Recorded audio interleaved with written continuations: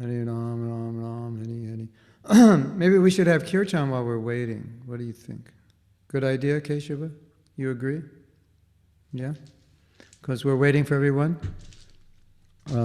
We'll have kirtan while we're waiting. Hare Krishna, Hare Krishna, Krishna Krishna, Hare Hare. Radha Vishwas. Sounds very Bengali. Yes? Kemonache? Can't speak. Okay. I can't unmute. Oh, no, I can't. Okay. You speak Bengali? My dad is Bengali. You don't speak Bengali? I kind of do. I'm trying to learn. Alpo? Alpo? That's little. Little. Bangla Janena. Bangla Janena. Yeah. If you learn Bengali, then you can sing all the bhajans, proper pronunciation. Yeah. When I sing bhajans, my dad's like, no, like.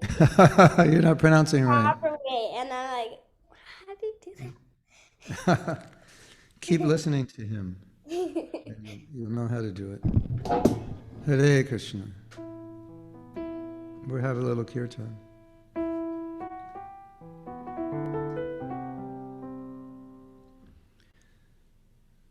Hare Krishna, Hare Krishna.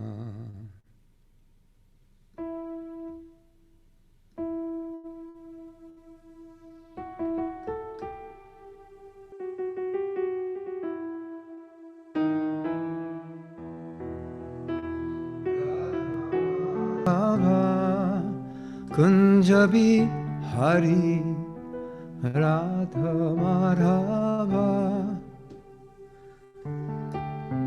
Kunjabi Hari Gopijana Vallabha Girivaradhari Gopijana Vallabha Girivaradhari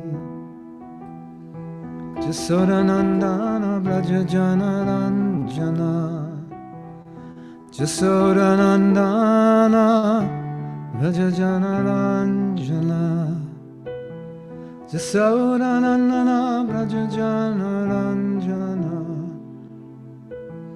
Jasodanandana Vrajajana Ranjana Jamuna Tira Vanachari Jamuna Tira Vanachari Radha Madhava Kunjabi Hari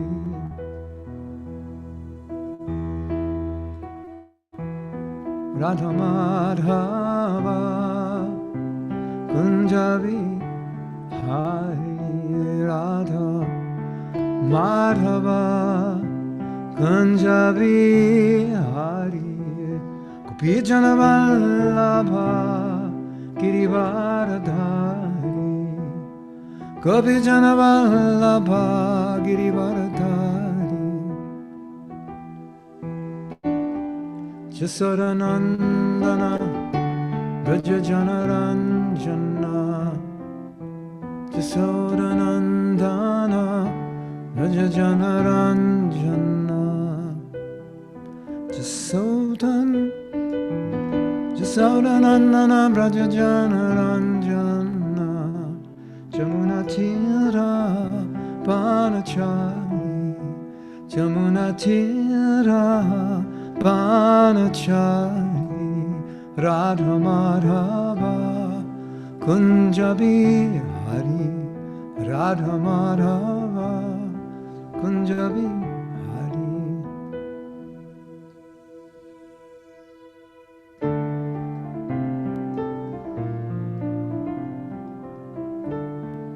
Hare Krishna, Hare Krishna, Krishna Krishna, Hare Hare, Hare Rama, Hare Rama, Rama Rama, Hare Hare.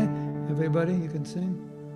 Hare Krishna, Hare Krishna, Krishna Krishna, Hare Hare, Hare Rama, Hare Rama, Rama Rama, Hare Hare, Hare Krishna, Hare Krishna, Krishna Krishna, Hare Hare, Hare Rama, Hare Rama, Rama Rama, Hare Hare, Hare Krishna, Hare Krishna, Krishna Krishna, Hare Hare, Hare Rama, Hare Rama, Rama Rama, Hare Hare. Everybody, as loud as you can. Hare Krishna, Hare Krishna, Krishna Krishna, Hare Hare, Hare Rama, Hare Rama, Rama Rama, Hare Hare. You want to dance? I'll put on dance music. Hold on. Wait a second.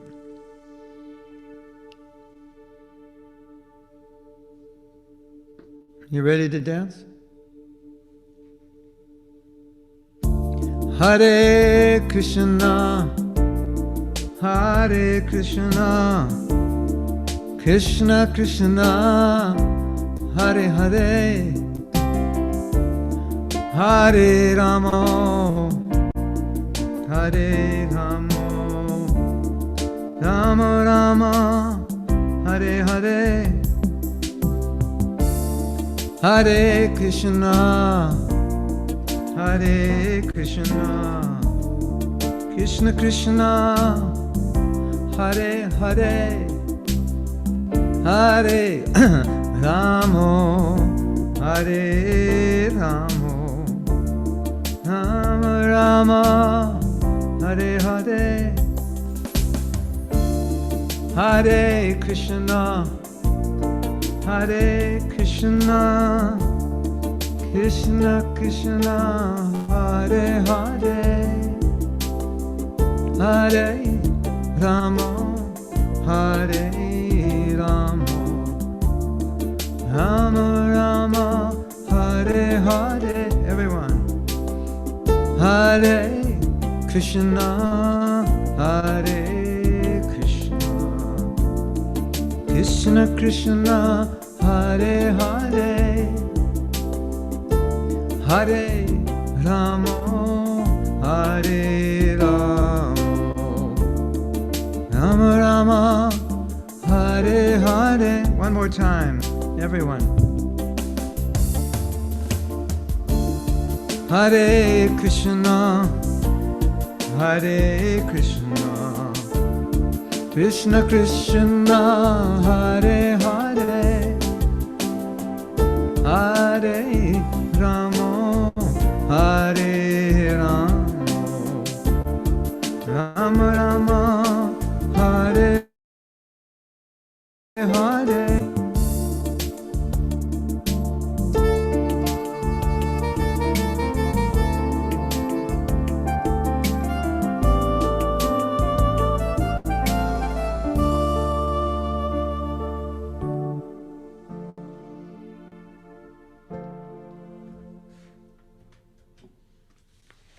You like that? It's good? Should we just chant the whole time? Chant and dance? Okay, hold on one second.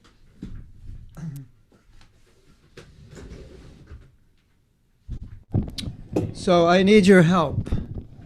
And I want you, if you can, to remind me what we talked about a month ago. If you can remember what we talked about in our last class, you can just raise your hand, and then, even if you just remember one thing that we discussed. Radha Bishwas, she's going to tell us something. Yes.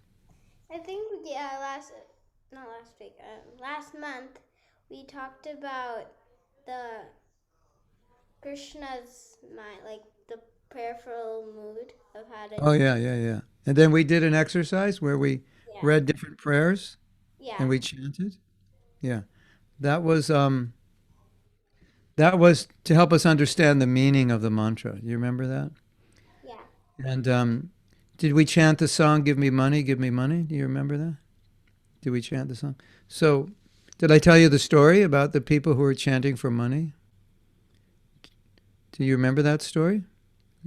Um, about these professional people were doing kirtan, and their motive was to chant so they become popular, so people would hire them to do kirtan at weddings or other ceremonies and events, and they would get paid for it. So they were chanting, but in their mind they were thinking, well, if we chant nicely, people will like us and they'll hire us and we'll make money. So Prabhupada said, they're not chanting Hare Krishna, they're chanting money, money. But I didn't give the demonstration, so now I will give you the demonstration. The normal kirtan that Prabhupada taught us goes like this. Hare Krishna, Krishna Krishna, Hare Hare. You know that melody?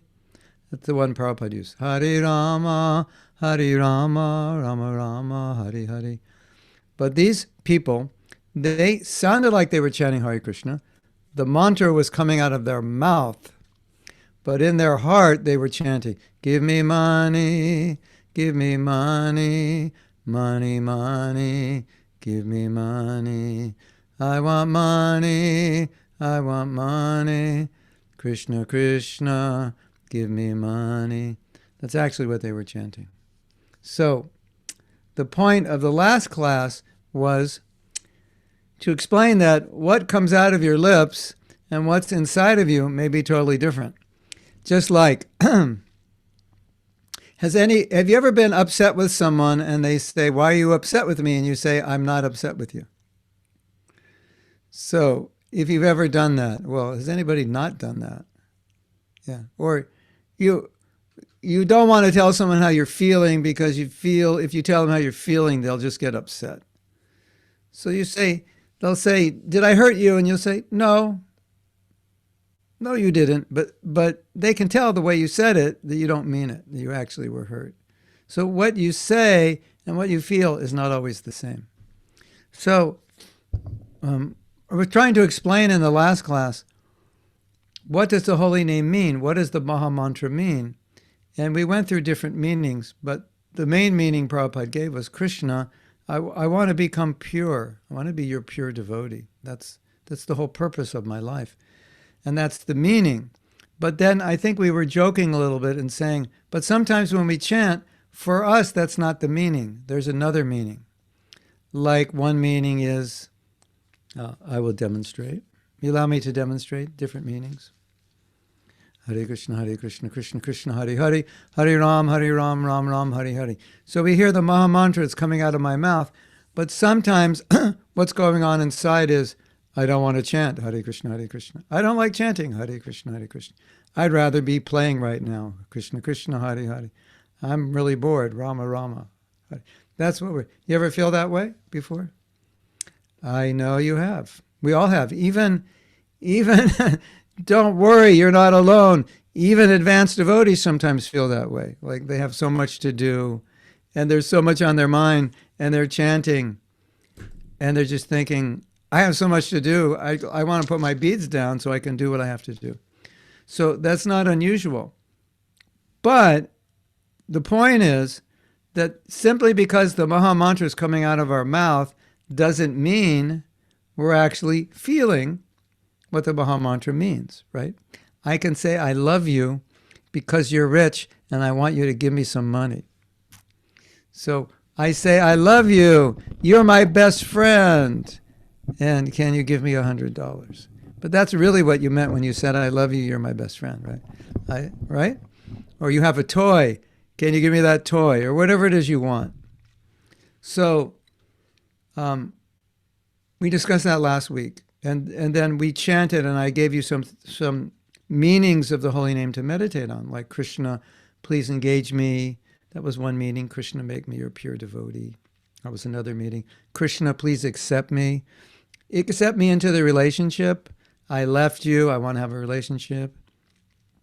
So that's very powerful. So I just wanted you to remember this when you're chanting.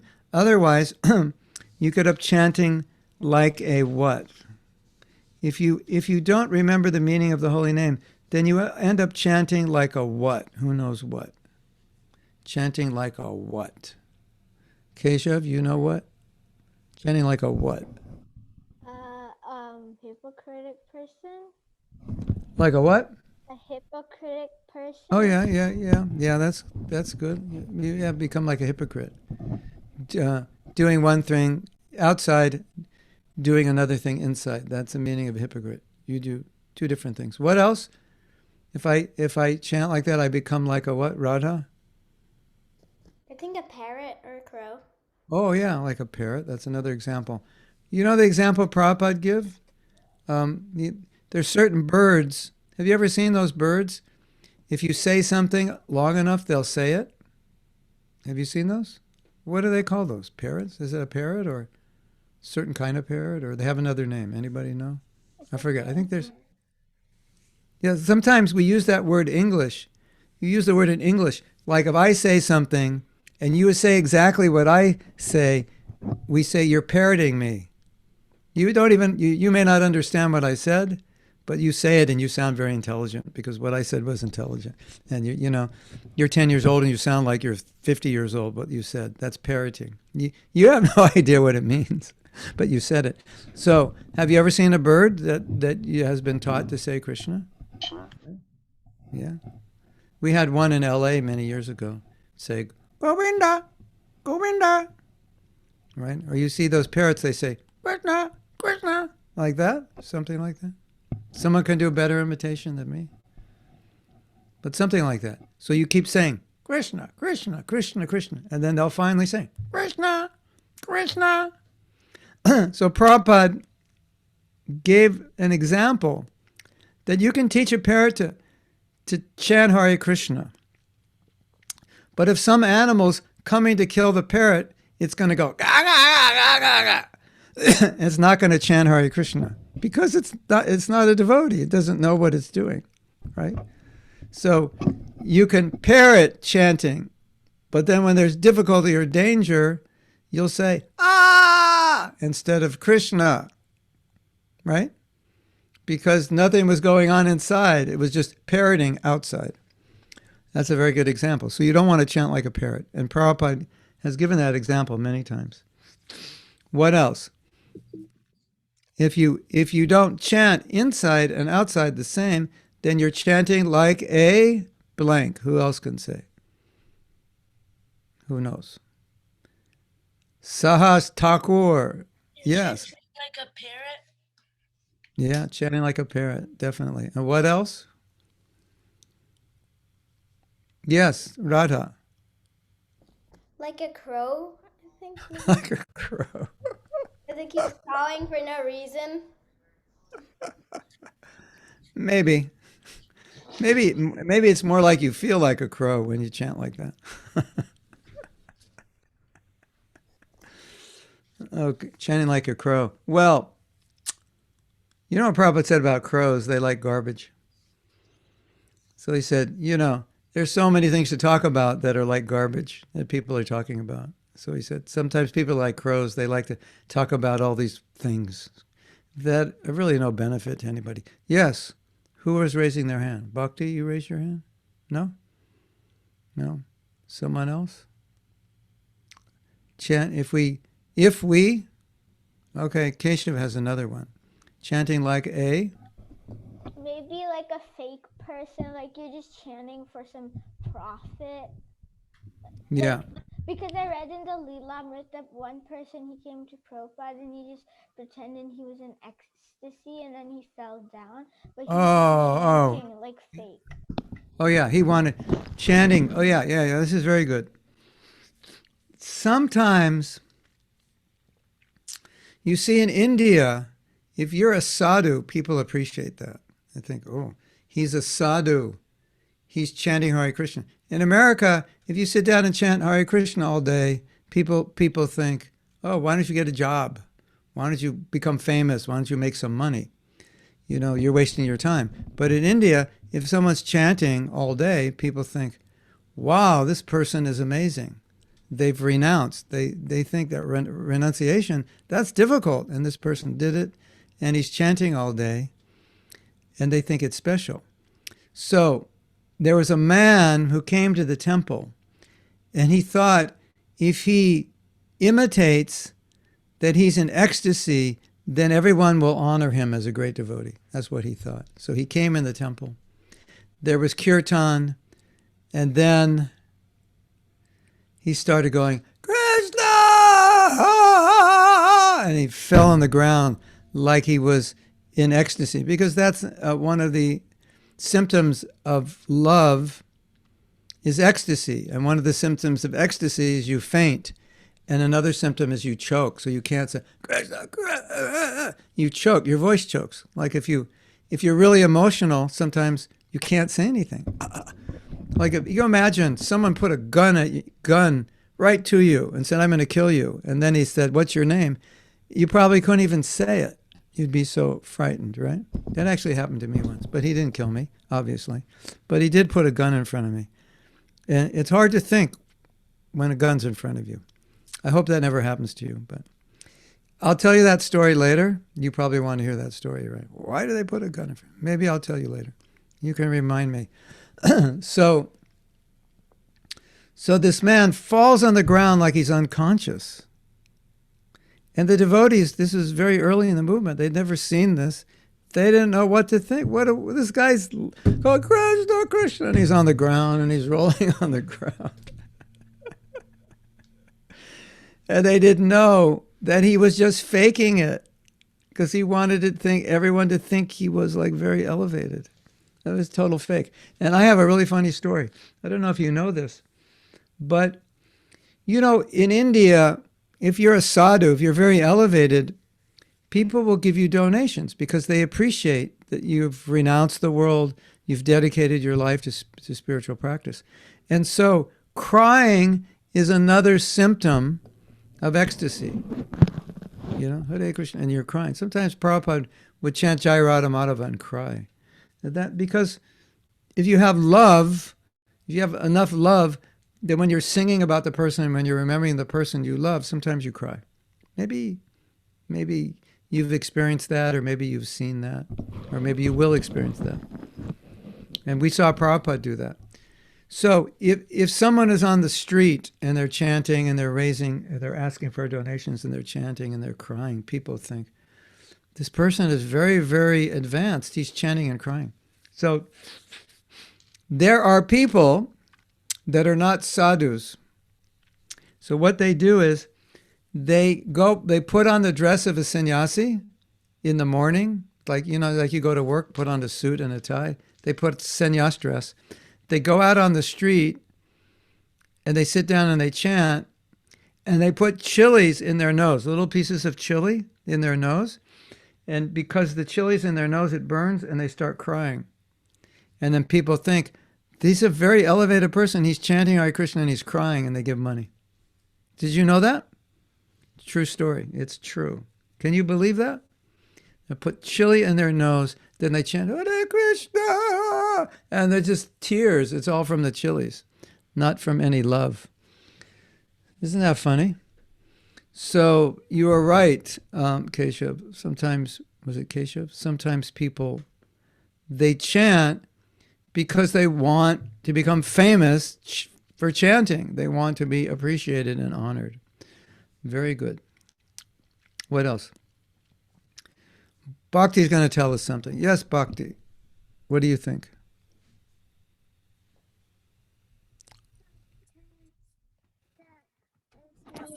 The cows also chant Hare Krishna with the moo. Oh, yeah. Did you know when the cows moo, it's more powerful than a sadhu chanting Om? Did you know that? When the cows say, It's more powerful than when the yogis are saying Om. And there's a cartoon, and it shows the cows next to a yogi, and the yogi's chanting Om, which is O-M, and Mu is M-O-O, right? So the yogi's chanting Om, and the cows are talking, saying, oh, he's got it backwards. Because the mantra is actually Mu. That's the powerful mantra. So anyone says you should chant Om, say, better you chant Mu. It's more powerful. Well, maybe not you, but when the cow, I don't know if it works for humans, but it works for cows. And when the cows chant Mu, it said all the stars become auspicious. It changes the constellation. Isn't that amazing? Okay, so I was thinking of another thing. That Prabhupada said, if let's say I'm chanting because I'm supposed to, and we should chant because it's good for us, but inside we are feeling nothing, zero, nada. I'm just chanting. You ever been like that? You're chanting and inside is just like, how do you feel? And you say, I don't feel anything. You know?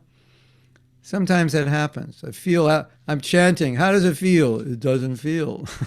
It feels like nothing. Or boring or something. So Prabhupada called that mechanical chanting.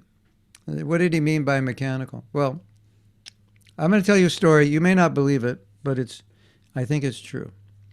And maybe you heard it and maybe you could believe it.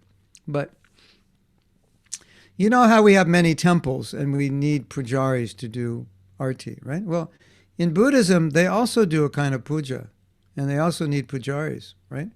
But what's happening now in the world is that less and less people are becoming monks, because it's the monks that do the puja, because they live in the Buddhist, they call them monasteries, like ashrams. And they have deities of Buddha. I've seen them in China. They have lots of deities of different forms of Buddha. And they burn incense and they do some ritual, right? So you need pujaris. So, but the problem is less and less young men are becoming monks. Now they're becoming computer programmers, and they used to become monks. And, it was tradition in Japan and China. It's tradition that most of the young boys became monks. They lived in the monasteries, or many. So now they came to this point where they didn't have enough people to do puja. So guess what they did? Who could guess what they did? They created something to do puja. And it's not a person. That's kind of a hint. I think I gave it away. They created a robot. You were going to say robot, Keshav? Yeah, that's what I thought. Yeah. They created a robot, right? They programmed, so the robot can go like this. And the robot can pick things, because it's mechanically controlled with software, so it can pick up and do the arti, right? So, of course, we know what Krishna says, Patra Pushpam Palam Toyam, Yo Me Bhakta Prashati, offer me leaf, fruit, flower, water, with devotion. Don't just, that verse, Bhagavad Gita, Krishna says, offer me a leaf, fruit, flower, water. But then the next line he says with devotion. He doesn't say, well, just offer it to me and go to sleep. And it doesn't matter how you offer it. It says offer with devotion. So how much devotion does a robot have? How much devotion can you program into a robot? Bhakti's got it right. Zero. Or as they say in India, jiro. In Hindi, they don't have the word, the Z pronunciation. Did you know that? Z. If your parents are Indian, when they say zero, probably they say jiro. Because in at least in Indian languages, there's no Z, right? Like if you go to Vrindavan, in Vrindavan, if you've been there or you heard about it, there's a place called Loi Bazaar. You know what a bazaar is? A bazaar is a place, there's lots of shops. But they can't say Z. It's not in their language. So they say Loi Bazaar. We'll take you to Loi Bajar. Because there's no Z, that's why they say it. And sometimes you'll hear a lecture when Prabhupada said, for zero, he said jiro. I remember thinking, like, what? But then later I found out, well, there's no Z sound in any of the Indian languages, as far as I know. So they say jiro. Keshav, yes. So I got my DDs at Loi Bazaar, and when we went to India, like to Vrindavan, we got lots of shopping there. Sometimes devotees spend too much time in Loi Bazaar, don't they? You're supposed to go on parikrama to all the holy places, but sometimes Loi Bazaar becomes the holy place. Yes, Niva. You're going to tell us what deities you got in Loi Bazaar? You have to unmute. Unless, yeah, okay. You can speak. In Nepali, we call zero Suna. Suna. Say that again? In Nepali, Nepali. we call zero Suna. Suna. Yeah. It's the same in Bengali, right? Suno.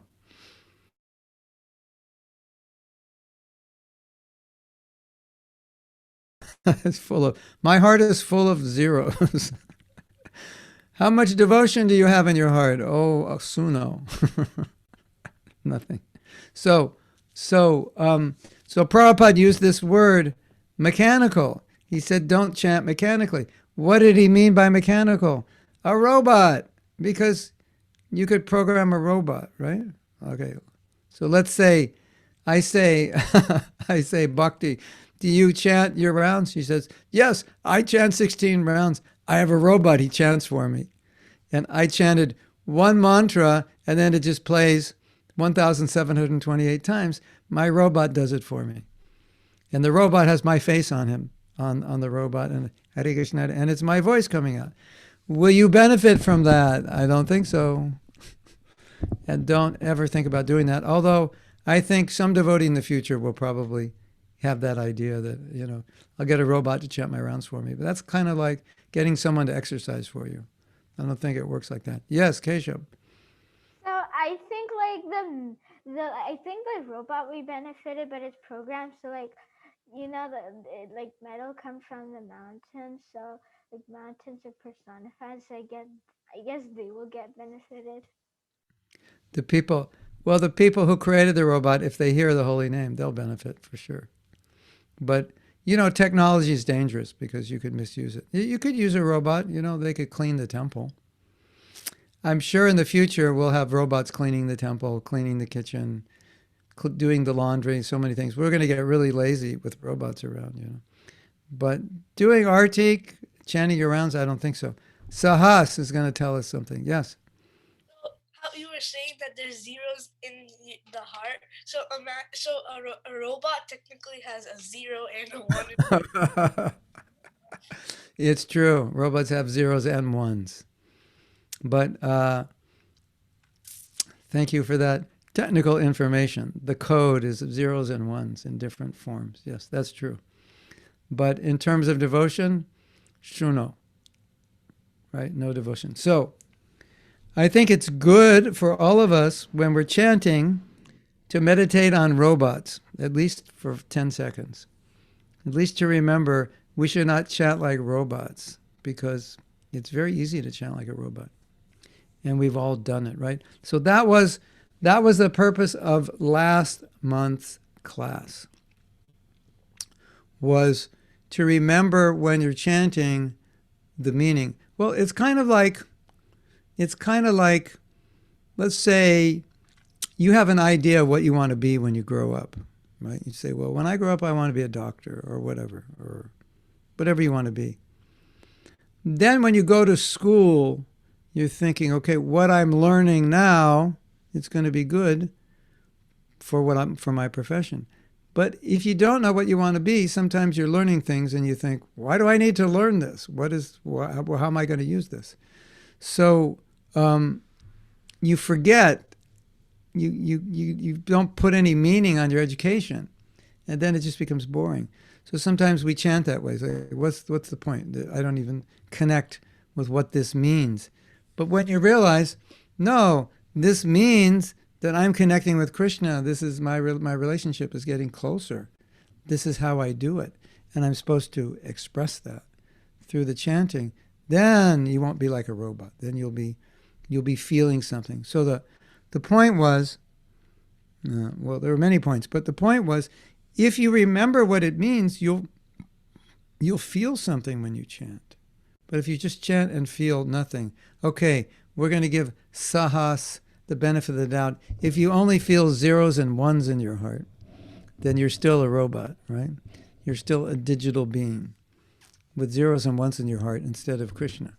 So when you chant, no zeros and ones, but Krishna instead. How's that, Sahas? That better? Using your analogy, using your technical information. You like to write computer programs? Yeah, You do that? coding. All right.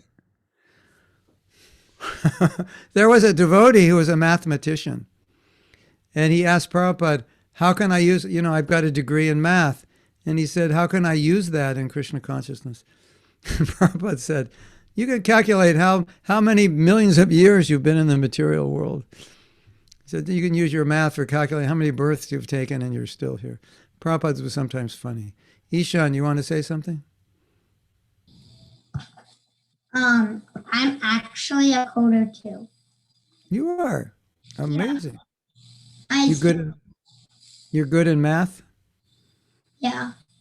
You're gonna create some new program. I have a program for you guys. I want to create a program. If you can create a program where, like, I can put a sweet ball in my camera and then you can pick it up on your end, or some interface on my computer where I can give something, it gets digitized, and then you're just like now. What I'm saying is being digitized. The picture's being digitized, and it's coming out on your end. It's going. I'm speaking. It's the sound is going in analog. It's getting digitized, and then it's being transferred on your end. So I want to give you a sweet ball.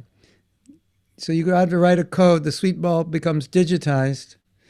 It goes through my computer, and you pick it up, and then it becomes analog on your side. If you can invent that, that will take some brains to figure that one out. But if you can invent that, then with every class, we can distribute prasadam. So I think it's worth inventing it. We'll get more prasadam. Yes, Radha, you have an idea how to do that? Maybe where those those power lines are going, those whatever you call it, lines. Telephone lines? Yeah, telephone lines. Right. So, we can create Prasadam lines? power lines, yeah, for food and other stuff like gadget lines or something Yeah, well, stuff. Sahas and Ishan just have to figure out how to do it. Computer we're scientists. we're turned, those videos you're watching, it's all analog being digitized. So why not digitize something? You figured out you got an idea how to do it, Sahas? Everyone gets a 3D printer, and then you send it through the chat, and then someone clicks on it, and then prints it onto their 3D. Oh, but then you can't eat it. So maybe there'll be some kind of device, like a printer that, like, we'll call it a cooker. It'll actually produce the sweet ball on your side, right? That'll be, anyway, you figure it out. You'll live long enough. If you figure it out, you'll become pretty wealthy. You'll probably become more wealthy than Bill Gates. Okay. And then you could build like lots of temples. Okay. Who has their hand up? Someone had their hand up. Oh, Neva. Yes. Well, one way to transfer the sweet ball from your side to our side is the computer. So once you hold something up to the computer, it could take a picture and then transform it to the other side, but it won't be edible. Yeah, that's the problem. We don't like eating paper. So you have to figure out the printer who can actually. Anyway, it could be possible. Maybe Keshav is going to figure it out. Yes, Keshav, you got to figure it out. Yeah, so you could just put the sweet ball, and or you could just put up a pic. No, you can have a printer. Like you could send it to us in the chat, like Sahas was saying, and then you could print it. But it will, when it's getting printed, it will just convert the paper into like something like the thing that is getting printed. That would be fantastic. I think there's some technology like that. I've seen a little bit, like kind of, I guess it would appear in a digital form of a sweet ball. You'd have this digital sweet ball, and you'd have to have some interface. So that digital form of the sweet ball. Anyway, some smart guy somewhere in India or China or somewhere, Japan, will figure it out someday. And then we can have prasadam distribution on Zoom. That's the only thing missing from Zoom is prasadam distribution. Otherwise, we have kirtan, we have class. Okay, so that was a review of last month's class. Is there anything else we discussed last month you can remember? Keshava's got another idea. Yes, Keshav. So what you could do is have the real one, like the sweet ball, and then there could be some type of hole in your like the floor, and then you establish some type of power line which like goes faster than the Japanese bullet train, and it could just like send it really quickly. Like it could just like you could just put it over here, and then it just takes like some type of suction, and it just starts pulling it towards where you wanted to put it, and then it Hey, and then you it gets up. you reminded me of an idea that could work. You all become mystic yogis.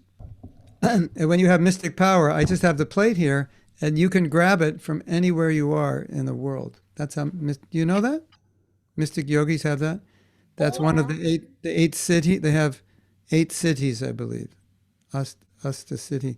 They have 8 cities, and one city is they can grab anything anywhere from anywhere. And Prabhupada said that he saw a yogi and he grabbed a pomegranate from Pakistan or something. And then because their pomegranates weren't growing in India, he grabbed it and it was, boom, there's a pomegranate. Like magic, like a magician. It's like every was thinking, where did it come from? So if you all develop that mystic city, then I just have a plate, and then wherever you are, you can grab it. I think that would work better. What do you think? That So would start. be like Or we could do this where if like there's a power line network underground, and then whenever you're connected to Zoom, the people houses that they'll connect to your house, and then if you want to send something through it, Oh yeah, like something through the power line, and then it goes through every single house that you're connected to. that's a lot of power lines. I like the mystic yoga thing better. So I think you should all head for the mountains today. Find a place to meditate and just live up there, and you can eat berries and roots and leaves and do your mystic yoga. And then next month you'll have the mystic power, and then you can come and grab my sweet balls. How does that sound? Like a good plan? that will take No? forever. No. The Yeah, coronavirus will be finished. not recommended. Okay. So, yes, Radha. Something else?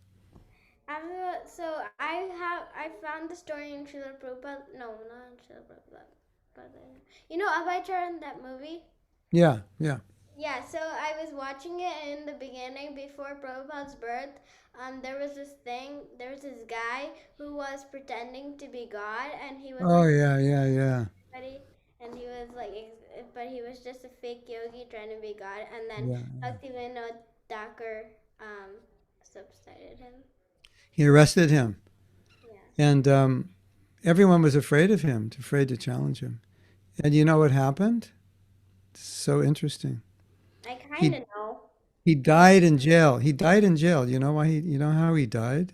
Because jail. like somebody cut off his hair, and then that person, the British guy, he read that yogis, and that person's name was Vishaki Sain. So he knew that Vishaki Sain, like when he read in a book about yogis, that they keep all their mystic power in their heads. So Yeah, then he yeah. just like when he was going to jail, he just snapped off his hair, and then he just fell to the ground. Like and Bhaktivinoda Thakur was also ill because of him, and all types Yeah. of problems were happening, like building school caught fire. Exactly. So as soon as he like fell, like the hair was cut off, Bhaktivinoda Thakur and the other people who were ill, just like it vanished. They were well Yeah. again. It's interesting, right? And then I think he committed suicide. He was finished. His career of playing God was over. He Yeah. drank poison. Yeah, there's a lot of people. You see, in India especially, all over the world, but especially in India, people honor sadhus and gurus. They have great respect for them. So some people think, if I can pretend to be a guru, or better, I pretend to be an incarnation, then I'll become famous, I'll get money, I'll get women, I'll get whatever I want. And Bhaktivinoda Thakur couldn't stand that this person was doing it. And it's true what you said, Keshav, that he actually had mystic power. And Bhaktivinoda Thakur became ill, his whole family became ill. And his family was pleading with him, just don't do this because we're going to die. And he said, no. This man, it has to be stopped. And he arrested him. And it was a big thing, God's getting arrested. So people thought, well, he's God, now God's getting arrested. That doesn't look good, right? The headlines on the newspaper, you open up the internet, you see the headlines, God's been arrested. Doesn't look good. But, people thought he was God, and then eventually they realized what happened. Okay, so that's that happens, unfortunately. So today, I wanted to talk about something that I don't know if I've spoken about it before. Did we speak about the concept that chanting is not a process, but it's a relationship? Have we spoken about that yet? Do you remember? Anybody remember? No, we haven't. Yeah. So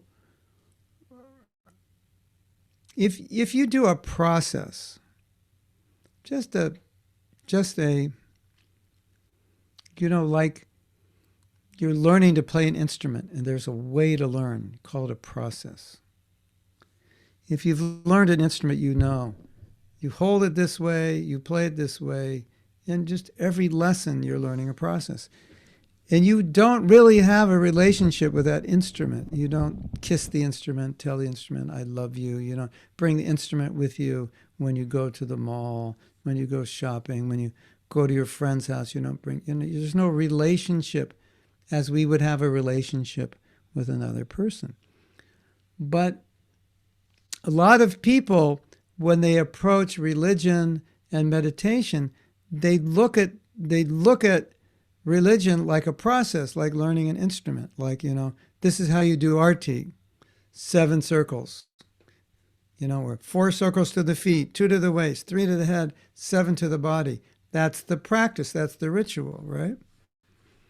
And then with each item, it's a little different. And it should take a certain amount of time. It's done in a certain way.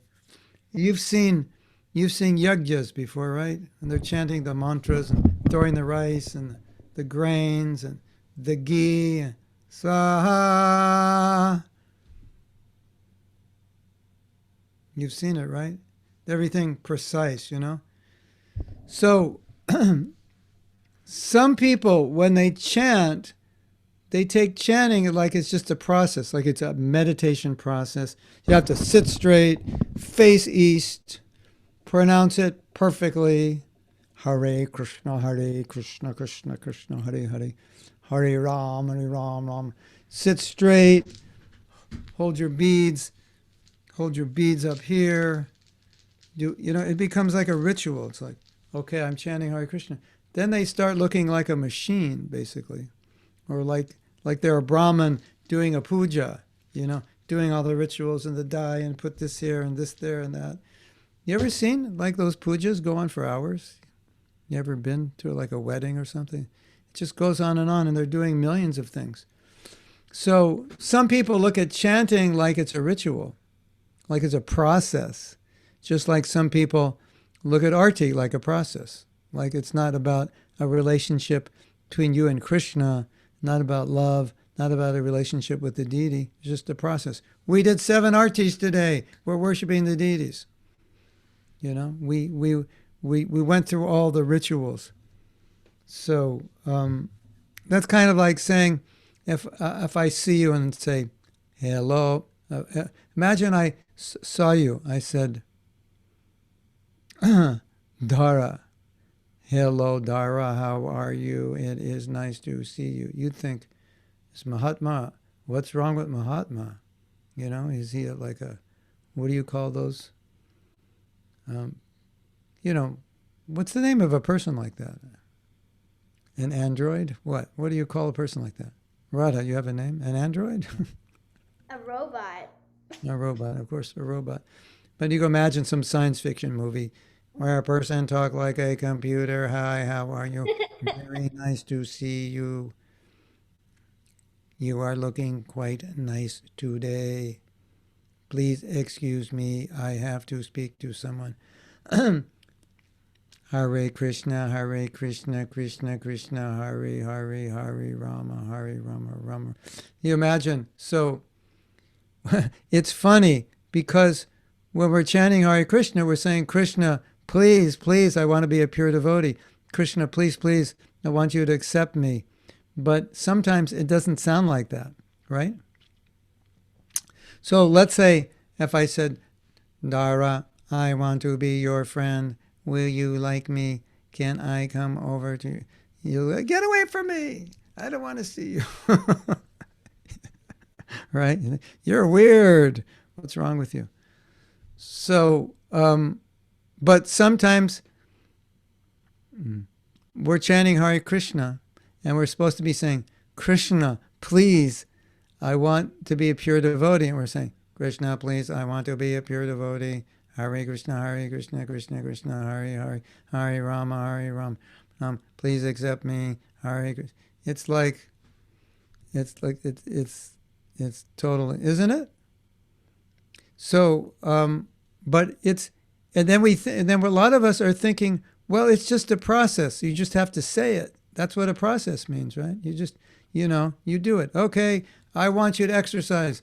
Do 10 push-ups. It's just a process. Just do 10. I don't care what you're thinking. I don't care what you're feeling. Do 10 push-ups. You'll get big muscles. So it's not a process like that. Just chant 1 round, chant 4 rounds, and magic will happen. No, you have to understand Krishna is in his name, and you're there and you're connecting. So it's a relationship. It's not a process. Does that make sense? You understand, Bhakti? Yeah. It's like basically like having a robot do, becoming a robot yourself and doing deity worship. 1, 2, 3, 4. Okay, let's get this done. 5, 6, 7. Finished. Now I can go on the internet and see my friends on Facebook. That we don't want to be that way. So, something I want you to do today, tomorrow, this week. When you chant, I want you to record your chanting. And I want you to forget that you're recording it. So just like put your phone on record, forget you're recording, and just chant. And record a few minutes. Not the first minute or two. Wait till you're chanting for a while. Yeah, okay, let's start this over. Have your phone out, ready to record. Start chanting. And when you're kind of chanting the way you normally chant, put on the recorder, and then just forget that you're chanting. And record a few minutes. Right? Then I want you to listen. Not to how you're pronouncing, but I want you to listen to the mood. What does it sound like? Does it sound like, oh, Krishna, please, I want to engage you in your devotional service? Or does it sound like, oh, Krishna, please, I want to do something else other than chanting? You will hear that in your voice, right? And I'm going to demonstrate. You will hear it. You'll hear it in your voice. So let's say you're chanting like, you listen to your recording and it sounds like this. Hare Krishna, Krishna Krishna, Hare Hare, Hare Ram, Ram Ram, Hare Hare. you can hear the prayer, right? Can't you? You can hear, I'm praying, I'm asking, I'm sincere. But what it could sound like this: Hare Krishna, Hare Krishna, Krishna Krishna, Hare Hare, Hare Rama, Hare Rama, Rama Rama, Hare Hare, Krishna Hare Krishna, Krishna Krishna, Hare Hare, Hare Rama, Hare Rama, Ram Ram, Hare Hare. So what does that sound like? Sounds like I'm. What does it sound like, Radha? I'm so bored. I want to stop, please. Oh, Krishna, please engage me in your service. Make me a pure devotee. I just want to be your devotee. No, it doesn't sound like that, right?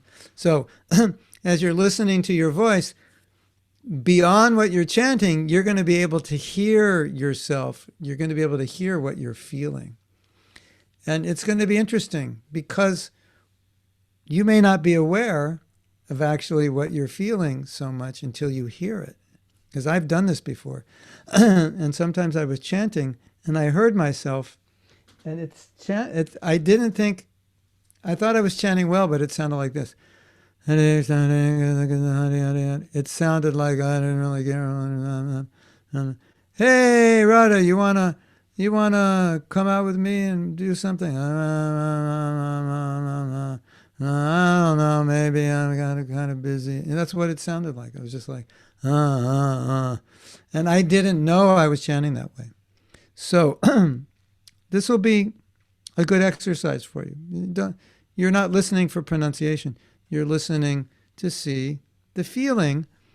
You know why texting isn't good? Because you don't know what the person's feeling. You can only tell what they're feeling when they're talking, right? Like if you get a voice message, you could understand better than a text message. Because a text message, sometimes someone says something in a text and it's actually a joke, but you get upset because you thought they were like making fun of you or saying something bad about you. They were just making a joke. And if they would have put it in the voice message, you would have understood it was a joke. But in the text, sometimes you don't understand. So I want you to listen to your emotion. And next time we meet in a month, you're going to tell me what your experience was. Yes, Radha. Can emojis help with that? What's that? Emojis? Please. Nah, the emojis help, but they're not perfect. Not perfect. It's okay. Yeah, I mean, if you want to be, if you tell a joke and you want to make sure they know it's a joke, yeah, emojis will help for sure. So now this idea about it being a relationship. Krishna, the most amazing thing is when you chant, Prabhupada said Krishna's dancing on your tongue. So Krishna is there. He's present with you. But you may not notice it, right? He's right there, but you may not notice it. So what I would like you to do now when you chant is notice it. Try to notice that Krishna is present. Just even if you don't really feel it, but just think, oh, Krishna's present, I'm chanting, he's here. There's a relationship. Like some of you are thinking, or you've probably heard, if you chant Hare Krishna, it'll awaken your relationship with Krishna. You've heard that, Dara? And Gandha what? Gandharvika? Dara and Gandharvika? Where are you from? Colombia, but we live in Alachua. Oh, okay. You look familiar. Colombia, Bogota. No hablo español. No sé nada. Alachua. It's cold today, isn't it? Yes? Yeah. When I tell people, I live in Florida, they think, oh, it must be warm. I go, no. It's 32 degrees last night. I go, and in Florida? I go, yeah. It's crazy, huh? Yes, Radha. Over here in Massachusetts, there are literally like 2 feet of snow. Yeah. And It's all out to play. It's all your fault, Radha, because when it's cold up north, it's cold down here because the cold air blows down. So if if it's cold here, we know it's like it has to be freezing up there because it can't get this cold unless the cold air comes down from you. It's all your fault. So warm it up there. I don't know. Not my fault. Do your mystic It's power Mel's and fault. warm it up. Mel's Warm it fault. up. I want to tell you a story, and then we'll end soon. So, when I was a young devotee, and I first came to ISKCON, we never, in our religion, Christian religion, Jewish religion, so many religions, there's no deities. There's no deity worship. And so, the first deities I saw were Lord Jagannath. So you know what Lord Jagannath looks like, right? So could you imagine for someone who's never was grown up in a religion where there's no deities, that your first deity is Lord Jagannath? It's like, okay, you're offering food to what you think is a piece of wood that looks like some kind of tribal. What do you call those long things? I forget them. Totem pole. You know what a totem pole is? They have carved faces. So for us as a Westerner, it looks like, something tribal that primitive people, would create some god and then do some kind of worship to get rain or something. This is very strange. And Prabhupada told us, he said, no, Krishna is there. He's there. This is him. He's in the deity. That was like completely foreign to us. So he would explain it to us. Philosophically, he would explain it. But we had never heard this before. But we accepted Prabhupada. So he said, if Prabhupada says that's Krishna in the form of Lord Jagannath, we accept it, right?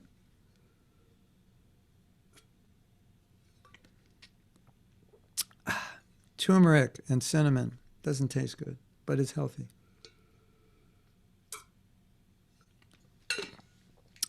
So,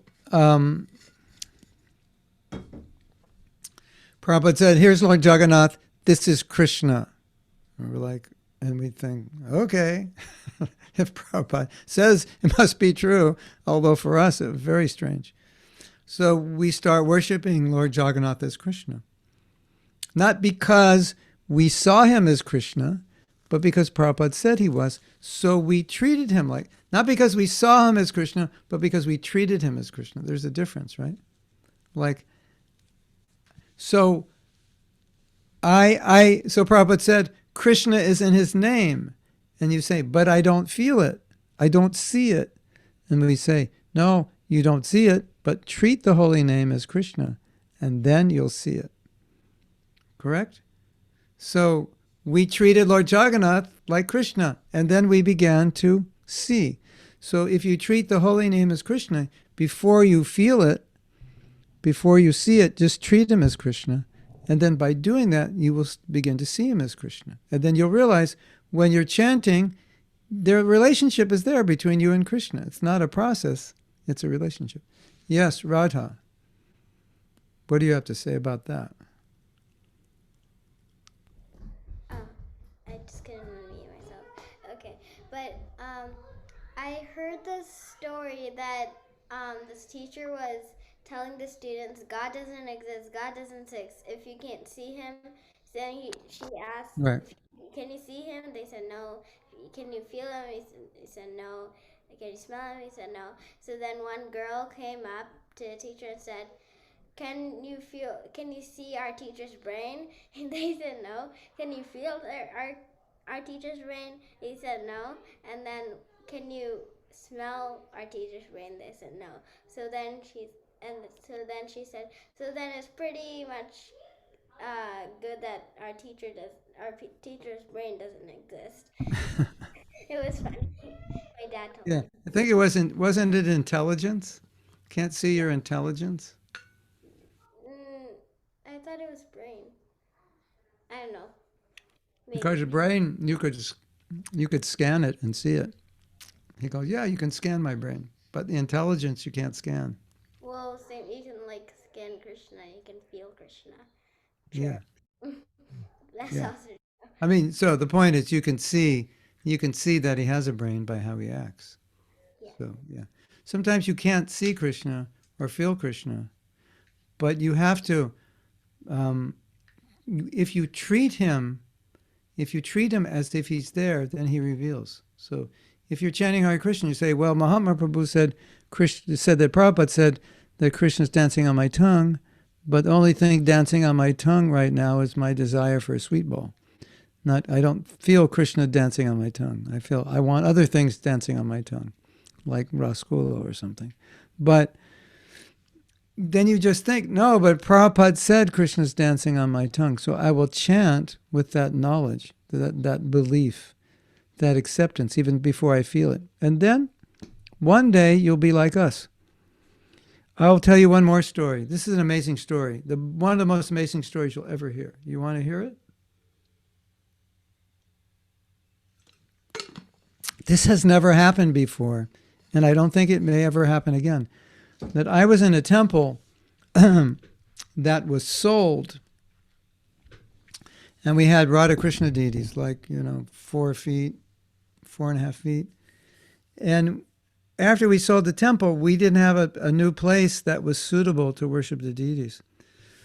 So those deities went to another temple, and we asked them if you can take care of these deities and until we get a new temple. And we decided we'd build a new temple. So it took 6 years. It took 6 years before we could bring the deities back. So we called them up. I was actually temple president. And we called them up and said, well, the new temple's ready, so we need you to bring the deities back. What do you think they said? They said, no way.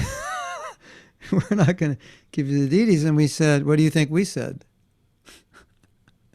We said, those are our deities. You can't keep them. And they said, but they've been here for 6 years. We're all attached to the deity. They said that. We can't let them go. We're attached to the deity. And we said, but we've been missing them for 6 years. But we're attached. We actually had a fight to get them.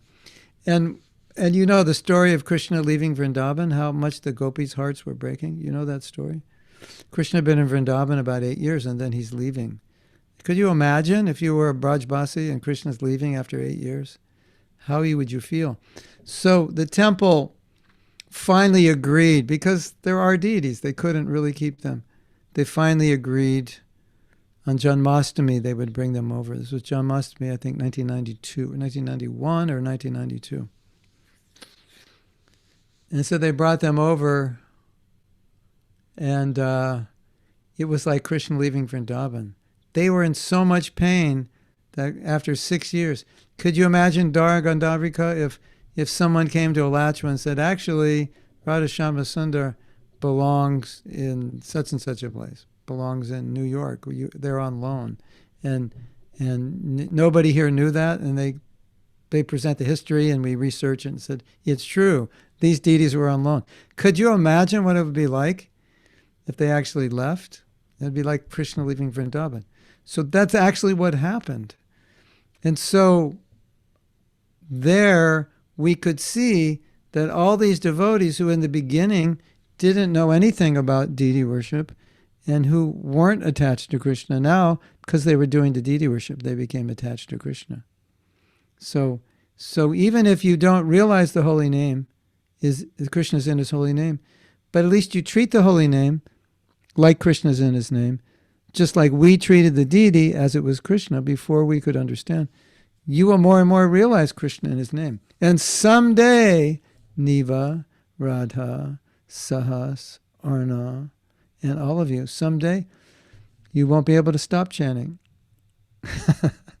Because if you realize Krishna's in his name, how would you ever be able to stop? It'd be impossible, right? I mean, just imagine bhakti, imagine if you chanted Hare Krishna and you realize Krishna's right here next to me, you wouldn't be able to stop chanting. Your parents would say, it's time for lunch, and you'd say, Hare Krishna, Krishna Krishna, Hare Hare. They say, time for dinner, you'd say, Hare Krishna, Krishna Krishna. It's time to go to sleep, you'd say, Hare Krishna, Krishna. Time to get up, you say, Hare Krishna. You'd be like, if you could see Krishna in his name, that would be amazing, right? And that's why Takaharidas could chant all day, because he saw Krishna there. So like what if you chant and you see Krishna, why would you want to do anything else? Nothing else could be any better. So that's something to think about. And so your homework for this month, at least one day, you're gonna do what? You're gonna record yourself. Then you're gonna listen to yourself and you're gonna analyze. And then if your analysis is, I sound like a robot, or I sound like a brick, or I sound like a frog, or a parrot, or a crow, or whatever, then work on it, and then maybe a week later, record yourself again, see if it's getting better. Because once you correct yourself, you can try. But the trick is when you do it, you have to forget your recording, because if you remember your recording, you'll chant in a way you don't normally chant, because you'll want to do better. So don't try to artificially do better just for the recording. Just chant the way you normally chant. And if it sounds like Hare Krishna, Hare Krishna, Krishna Krishna, Hare Hare, Hare Ram, Ram Ram, Hare, then you know you have work to do. Because it's supposed to sound like Hare Krishna, Krishna Krishna, Hare Hare, Hare Ram, Ram Ram, Hare Hare. Right? Prayer, like, does it sound like I'm actually asking for pure devotional service, or I'm complaining? Why Hare Krishna, Hare Krishna? Why do I have to chant Krishna Krishna, Hare? I don't like this. Hare Ram, Ram Ram, Hare Hare. Why is my mother making me chant Hare Krishna, Hare Krishna? It'll be interesting to see what you hear in the emotion that you put in your chanting. Okay? So that'll be fun for your homework. And then Arna wants to say something. Yes. Can you tell the story of like the gun? Oh, the gun story. You want to hear the gun story? Who wants to hear the gun story? The time the gun was pointed at my head. Oh, yeah. Okay. All right. Thank you for reminding me. Well, that was probably still maybe when Prabhupada was here or shortly thereafter. We had a mobile home. I think we had a mobile home. Yeah. We had a mobile home. Or we had a van. We were traveling on Sankirtan. So when you travel in a van on Sankirtan, sometimes you sleep in your van. Like 3 or 4 of us. The van is wide enough. If the vans are like 6 feet wide, then you can sleep across 4 or 5 people. So that's what we would do. But if you sleep in a van, how do you take a shower? How do you use the toilet? You have to find a place. Sometimes we used to go to car wash and just, instead of wash a car, we'd wash ourselves. Or we'd have a hose and we'd find a spigot and we'd put a hose in, we were young and a bit crazy and we didn't care. But so this one day we were driving down the road. It was like 4 a.m. We were on, we just got up and we wanted to shower. And there was a RV park. And the RV parks have bathrooms with showers. The RV park is where you take your motorhome in and you hook it up to electricity and water and sewage, and you pay them and you stay there. But we didn't want to stay there, and it was 4 a.m, so we just drove in. I'm not going to wake anybody up at 4 a.m, so we just drove in and we went to the bathroom. And we were in the bathroom, like using it, taking showers and like that. And the owner of the RV park came in with a gun, and he pointed the gun at us. He said, "What are you doing here?"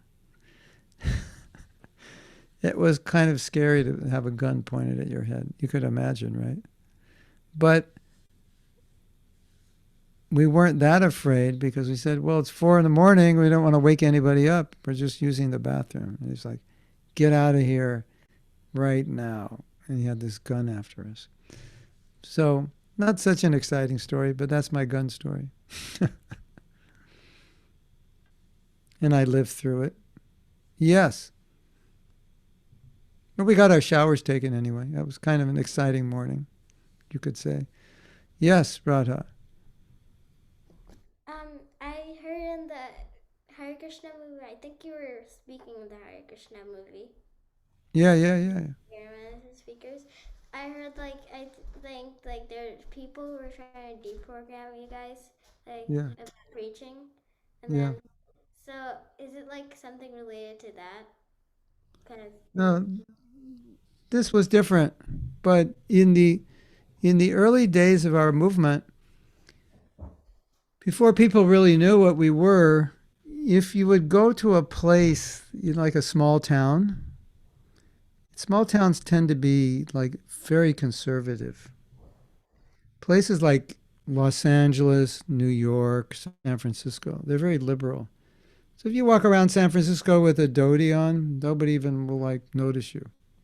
But you go in a little small town, walk around in a dhoti in a little small town in Texas, people call the police on you. So um, it was more like that people didn't know who we were, and they'd see people shaved head and dhoti, and they would, you know, I was driven out of town once by the police. I was approached by the police once on a Japa walk. What are you doing? Someone called about you. It was like that. They didn't know what we were. They thought we were dangerous or something. So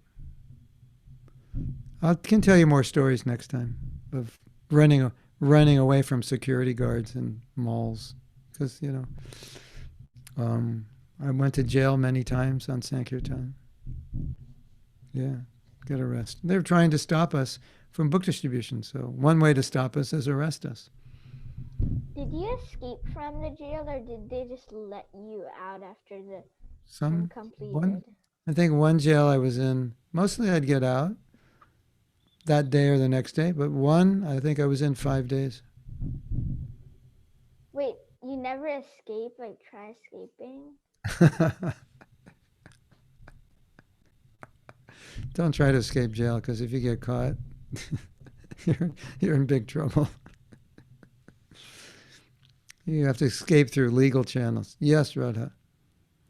Wasn't like Shamasundar Prabhu like the Shamasundar Shamasunder was different because he had done something illegal. We were just doing book distribution, and they were, telling us, the police were saying, you're not allowed to do this. And we'd say, well, we have the freedom of speech in America, so we can do this. And they'd say, well, if you continue, we'll arrest you. And we'd say, okay. Because if we get arrested, we could take it to court, and then we prove that we have the right to do it.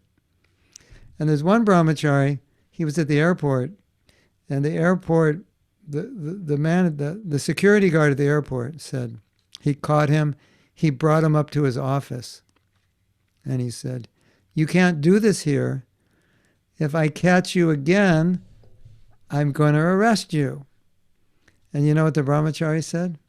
He said, I'm never going to stop distributing these books because these books are so important. And if you want to arrest me, that's okay. I don't mind. I'm not married. I don't have children. I don't mind going to jail.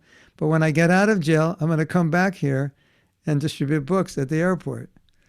And so the security officer at the airport, he couldn't believe what he just heard. He said, this guy is amazing. And so the brahmachari said, look let's make a deal. Take this book. He gives him a Bhagavatam or a Gita. He says, take this book and read it. And if you don't think that I'm doing good work, then you can arrest me. Well, I'll be here tomorrow and you can arrest me. So that was the deal. So the officer read the book and he met the devotee the next day. And the devotee said, did you read the book? And the officer said, yeah. He said, so what do you think? And the officer said, yeah, you're doing good work. And so the officer said, okay, let's make a deal. Whenever I walk through the terminal, just sit down. And when I walk out of the terminal, you can distribute books, because that way I won't lose my job. But if I'm in the terminal and you're distributing, then it's my fault. I think you're doing good work, so I'll pretend like I don't know you're here. So just when I walk through the terminal that you're in, just stop. And when I walk out, you can start. So he actually let him distribute. Nice story, huh? Okay, we're going to end now. We didn't get to chant at all, but we had a good time anyway. And you learned something, right? Did we have fun? You had fun, Dara? Gandharvika? Oh, yeah. Yeah. Too much fun. We had too much fun today. Okay. I just joined. I'm new here. You just moved? You just joined? You're new Yeah. here, yeah. No, You do it. I just joined this meeting. I don't even know. I'm How you- new to this Yeah. meeting. Yeah, I've well, joined other meetings, but never this one. I'm new to this one. we have them every month. Somewhere we have the recordings of the old meetings, probably on my YouTube channel, Mahatma Das YouTube channel. You might find the old meetings there. Old meetings? We've had, is this our third meeting? Second or third? What is it? Third, maybe? Third Fifth, meeting. Prabhu. Fifth! Does Yes, that Prabhu. does that include the one we had at my house or the fifth Zoom meeting? Fifth Zoom meeting, Prabhu. Oh man, I have a bad memory. Yeah, this is the fifth. Time flies. Okay, number 5. In a few more meetings, you'll all become pure devotees. Guess what? I give up. You know, in the beginning when you said about transforming the sweet ball to another place? Yeah, yeah. You figured out how to do it? Not really, but I can probably find out by testing out a coding app of mine. Okay. And trying to see if it will work. Okay. Send me the sweet ball. I'll let you know. Okay. Keshav will help you, and Sahas Thakur. You all start a company. Maybe start a company called Sweet Balls Incorporated. Can you tell Digital us sweet like balls. Neva, can you tell us the program, like whatever you're It's gonna called use? Scratch. I It's called Scratch. Scratch. Yeah, I know Fun. how to use Scratch. I don't think that will really work, but Maybe I need to give an easier assignment. That's kind of a hard assignment, isn't it? It's a very easy app because you just need code and an animated caricature. Yeah, All right. it's pretty easy. All right, you can start with a digital sweet ball, and we'll work our way up from there. Okay. All right, I'm gonna go, and nice to see all of you. Thank And you. you see, there's Bye. if you look at the chat before we go, look at the Another chat. link. I saw Yeah. the link. Then you Thank can you. see Thank the you, old Prabhu. classes. Thank you. Okay, you're welcome. Hare Krishna. We'll see you next week. Bye. Thank you. We'll see you at the temple. Bye. bye. Hare Krishna. Hare Krishna. Hare Thank you. Bol. Bye. You're You're welcome. welcome. Bye.